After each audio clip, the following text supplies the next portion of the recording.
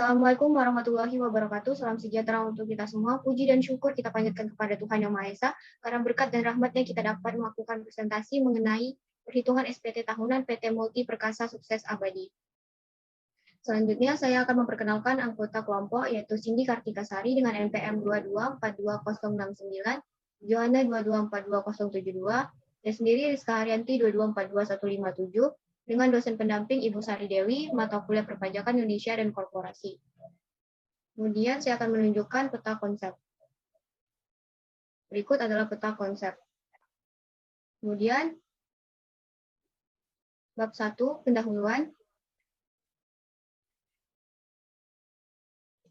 Profil perusahaan yaitu nama perusahaan PT Multi Perkasa Sukses Abadi dengan pemilik Eng Moifuk, beralamat di Batam Center, Gloriview, Blok 8, nomor telepon 0812 70 68638, tahun berdiri 2017, dan bidang usaha, jasa, dan spare part. Kemudian, struktur perusahaan, Direktur Eng Moifuk, Wakil Direktur Cipto, Kepala Teknisi Susanto, Teknisi Slamet, Yori, dan Kaswan. Kemudian accounting ada Bapak Rusdianto dan Cici. Kemudian bidang usaha PT Multi Perkasa Sukses Abadi yaitu berbidang di jasa dan dagang. PT Multi Perkasa Sukses Abadi bergerak di bidang jasa dan dagang yang menyediakan jasa mekanik mesin dan penyedia spare part. Perusahaan jasa yaitu perusahaan perseorangan atau kelompok yang mendapatkan keuntungan dari jasa yang ditawarkan. Kemudian perusahaan dagang yaitu perusahaan yang menawarkan barang dengan melakukan transaksi perjualbelian yang memenuhi kebutuhan konsumen.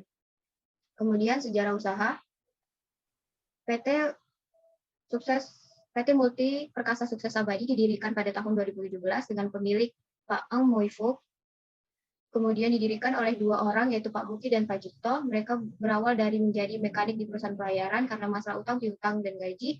Bekerja di perusahaan orang lain, pemilik memilih keluar dan memulai usaha sendiri di wilayah kota Tanjung Pinang. Mereka memulai usaha pekerjaan ringan, mereka bekerja lebih dari 8 jam dan menggadaikan aset untuk dijadikan modal usaha. Karena kegigihan para pemilik yang pantang menyerah, kemudian terbentuklah CV selama 6-7 tahun, dan akhirnya memulai peruntungan di kota Batam yang menjadi perusahaan terbatas selama 5 tahun. Kemudian, arus operasional usaha. Arus operasional yaitu aliran kas yang berkaitan dengan kegiatan operasional perusahaan selama periode tertentu. Umumnya dalam arus kas terdapat pembayaran utang, penerimaan bunga, pajak, utang piutang, dan pengeluaran perusahaan lainnya. Arus kas operasional biasanya berasal dari penerimaan atau penjualan suatu barang dan jasa, atau bisa juga penerimaan yang didapat dari pemberi pinjaman. Kemudian, berikut adalah arus operasional PT Multi Perkasa Sukses Abadi. Selanjutnya yaitu bab 2 pembahasan. Mengenai rincian list transaksi yang dibukukan.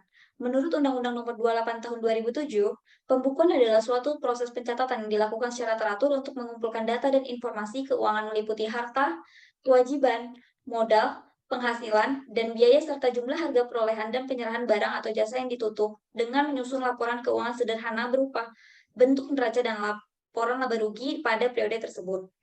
Berikut ini merupakan ringkasan list transaksi PT Multi Perkasa Sukses Abadi dari bulan Januari 2022 hingga bulan Desember 2022.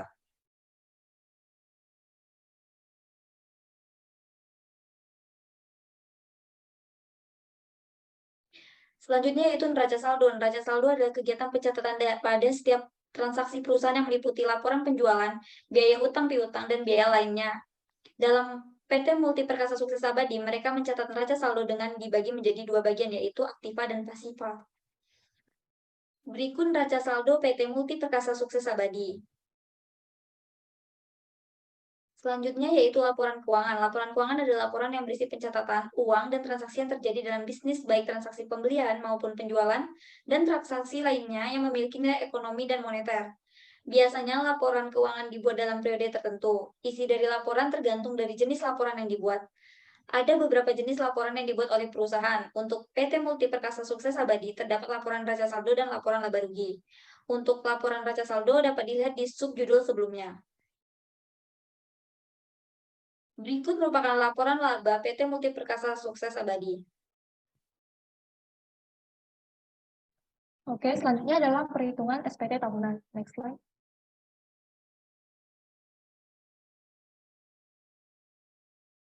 PPh badan adalah pajak yang dikenakan atas penghasilan suatu perusahaan. Sedangkan pengertian wajib pajak badan adalah sekumpulan orang atau kelompok yang tergabung dan bekerja sama dalam bentuk modal yang melakukan kegiatan usaha maupun tidak melakukan usaha yang diwajibkan dalam ketentuan perpajakan.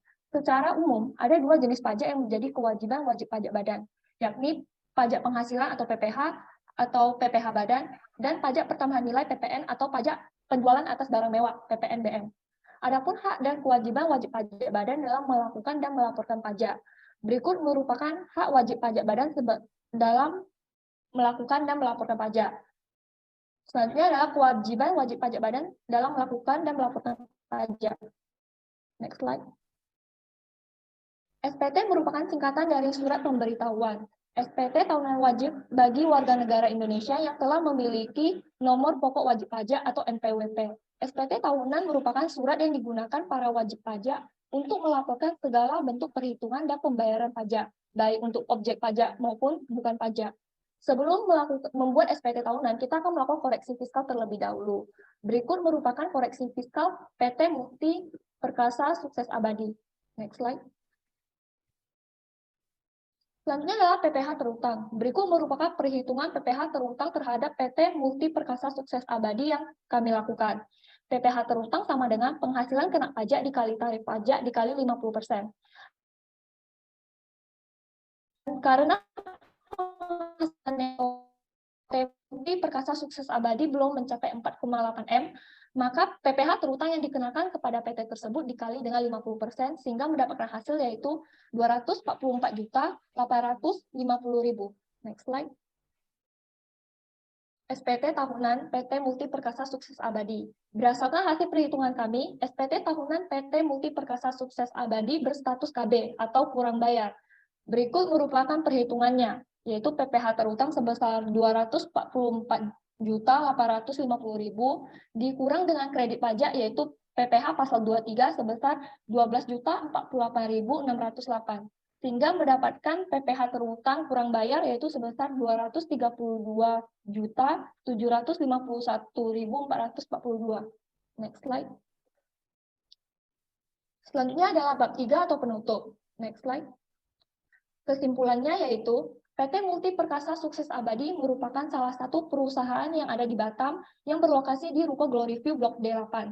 Perusahaan telah berdiri sejak 5 tahun belakangan ini. Perusahaan ini dipimpin oleh Bapak Muifu yang menjabat sebagai direktur. PT Mukti Perkasa Sukses Abadi merupakan perusahaan yang bergerak di bidang jasa dan dagang. Berdasarkan hasil dari laporan yang telah disusun, kami telah mendapatkan informasi mengenai laporan keuangan dari PT Mukti Perkasa Sukses Abadi, sekaligus kami dapat berpartisipasi untuk membantu perusahaan tersebut dalam hal menghitung pajak sesuai fiskal.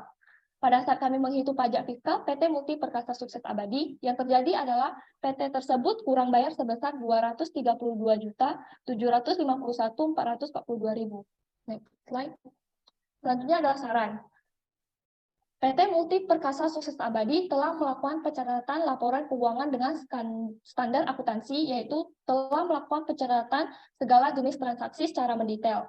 Namun diharapkan ke depannya untuk membedakan mana aset perusahaan dan mana aset pribadi, sehingga pajak-pajak yang dilaporkan sesuai dengan apa yang terjadi sebenarnya. Next slide.